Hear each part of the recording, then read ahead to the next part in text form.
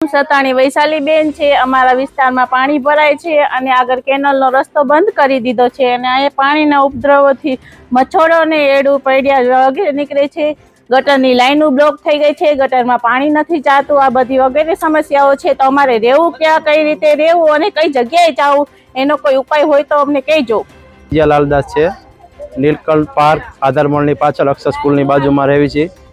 આ એરિયાની અંદર તકલીફમાં તો ગટરો લોક થઈ ગયેલી છે, વરસાદી પાણી ભરાય છે, મચ્છર થાય છે, નાના નાના છોકરાઓ ભૂલકાઓ અહીંયા સાયકલો હાંકતા હોય છે અને જીવજંતુ પણ નીકળે છે। છતાં પણ અમે એનો સામનો કરીને વારંવાર આવી કમ્પ્લેનો અમે કરતા હોઈએ છીએ, છતાં પણ કોઈ અમારી કમ્પ્લેનો કે અમારી રજૂઆત કોઈ સાંભળતું નથી। એના માટે અમે 1-2 વાર તો નગરપાલિકામાં ગયેલા છીએ। અમારા કોમનમાં સ્ટ્રીટ લાઇટની વારંવાર અમે કમ્પ્લેનો કરેલી છે, છતાં પણ અમારે કોઈ 3 મહિના થયા તો કોઈ રજૂઆતની અંત આવતો નથી। નટવરલાલ દામજીભાઈ છે અને હું રતનપર વોર્ડ નંબર 9નો રહેવાસી છું। તેમજ પવનસિંહે જે વાત કરી એ બધી રસ્તાઓથી માંડીને ઘણા બધા પ્રોબ્લેમો છે, પણ સાથે સાથે મારે એક રજૂઆત કરવાની રહે છે કે જે લોકોના અહીંયા પ્લોટો ખરીદેલા પડ્યા છે એ પ્લોટોની અંદર પાણી ભરાવાથી આજુબાજુના રહીશોને બહુ તકલીફ પડે છે। તો નગરપાલિકાને એક વિનંતી છે કે દરેક પ્લોટની અંદર પ્લોટ માલિક એની પ્લીટ ભરી અને વ્યવસ્થિત કરીને રાખે, જેથી કરીને આજુબાજુના રહીશોને મુશ્કેલી પડે નહીં।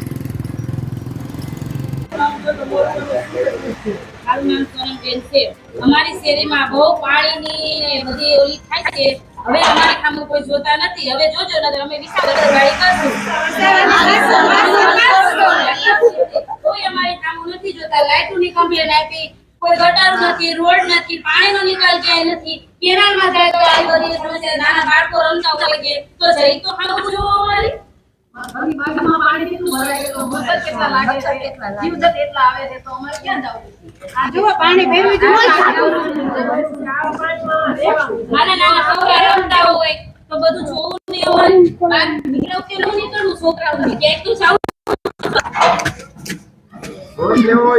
નામ અતુલ है, अतुल नगरभाई वेगड़। अँ तकलीफ तो कई नहीं, कोई वस्तु नहीं तमारे मैंने पूछवी पड़े, बधी तकलीफ ज छे। ठेर लगी खाड़ा खड़िया ज्यां जो रोड पर पानी, शौचालय के सारा नहीं, कोई जगह कोई वस्तु सुविधा ज नहीं। नगरपालिका हती ने तोय सुविधा नहीं, हवे महानगरपालिका बनी तोय पण कोई सुविधा नहीं અને કોઈ સાંભળવાનું નથી। ગમે એટલી આપણે ફોન કરી કે ગમે ઓલું કરી, સભ્ય તો અત્યારે કોણ છે એ નથી ખબર, કેટલી વખત ફોન કર્યું તો કામ થતા નથી કોઈ। શું તમને લાગે છે કે મહાનગરપાલિકા ચૂંટણી પછી સુવિધા વધશે કે ઘટશે? મને તો એવું લાગે આપ આવે ને તો કંઈક થાય, સામેણા વાળા આવે ને તો કંઈક આમાં સારું સુધારા થાય છે, નકર આમાં કંઈ થાય એવું લાગતું નથી। પવનસિંહ રાણા છે અને રતનપર વિસ્તાર છે આવડો। આ મહાનગરપાલિકા થયા પછી અમારો આખો રતનપર જે આ વિસ્તાર છે ત્યાં એક પણ રોડ ચાલે એવો નથી, અનેક પ્રકારના ખાડાઓથી ભરેલો છે। તમે મારી પાછળ પણ જોઈ શકો છો કે પાણી ભરેલું છે। એ સિવાય જે નળની અંદર પાણી આવે છે એ પાણીની અંદર વાસ આવે છે, એટલે પાણીની અંદર જાણે કેમ ગટરનું પાણી મિક્સ થતું હોય એવો અનુભવ થાય છે। એટલે વારંવાર અહીંયા વરસાદના કારણે પાણીઓ પણ ભરાય છે। પાણી ભરાવાના કારણે ઘણી જગ્યાએ તમને ખાડાઓને ભરેલા હોવાથી એની અંદર મચ્છર, માખી કે એવા બેક્ટેરિયા થઈ જાય છે, જેના કારણે રોગચાળો થવાનો ભય ઊભો થાય છે। એટલે મહાનગરપાલિકા થયા પછી જે સ્વચ્છતા હોવી જોઈએ એ સ્વચ્છતા જેવું અમને ક્યાંય લાગતું નથી। અને એકોએક રતનપુરના તો લગભગ રોડ છે ત્યાં બહુ મોટા મસ્ત ખાડા પડેલા છે અને લોકો વારંવાર હેરાન થઈ રહ્યા છે। અત્યારે આ સુરેન્દ્રનગર મહાનગરપાલિકા બની છે, પહેલા સુરેન્દ્રનગર નગરપાલિકા હતી। સુરેન્દ્રનગર નગરપાલિકા હતી ત્યારે લોકો એવું કહેતા હતા કે સુરેન્દ્રનગર નરકપાલિકા છે। હવે જ્યારે સુરેન્દ્રનગર મહાનગરપાલિકા થઈ ત્યારે લોકો એમ કહે છે કે આ સુરેન્દ્રનગર મહાનગરપાલિકા। કોઈ મોટો ફેર પડ્યો નથી। જે લોકોને સમસ્યા હતી એ સમસ્યામાં વધારો થયો છે। લોકોને ગટરના ગંદા પાણી ઘરમાં ગળી જાય છે, શેરીમાં ઉભરાય છે, ઢાંકણા ઉભરાય છે, રસ્તા ઉપર પાણીના વરસાદી પાણીનો નિકાલ નથી। લોકોના ઘરમાં જ્યારે પીવાનું પાણી આવે છે ત્યારે 10-10, 15-15 મિનિટ ગટરનું ગંદુ પાણી આવે છે, એ પણ સમયસર નથી આવતું, અનિયમિત આવે છે. મોટા ભાગના વિસ્તારોમાં લાઇટની સુવિધા નથી, અંધારપટ છે.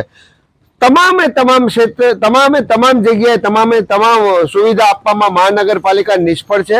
આજની કરતા સુરેન્દ્રનગર નગરપાલિકા હતી ત્યારે ઓછી તકલીફ હતી, અત્યારે વધારે તકલીફ છે. આમ છતાં સુરેન્દ્રનગર મહાનગરપાલિકામાં કોઈ પણ જાતનો જવાબદાર વ્યક્તિ, જવાબદાર અધિકારી લોકોની ચિંતા નથી કરતો, દરકાર નથી કરતો. અત્યારે સુરેન્દ્રનગર મહાનગરપાલિકા વિસ્તારના રહેતા તમામ લોકો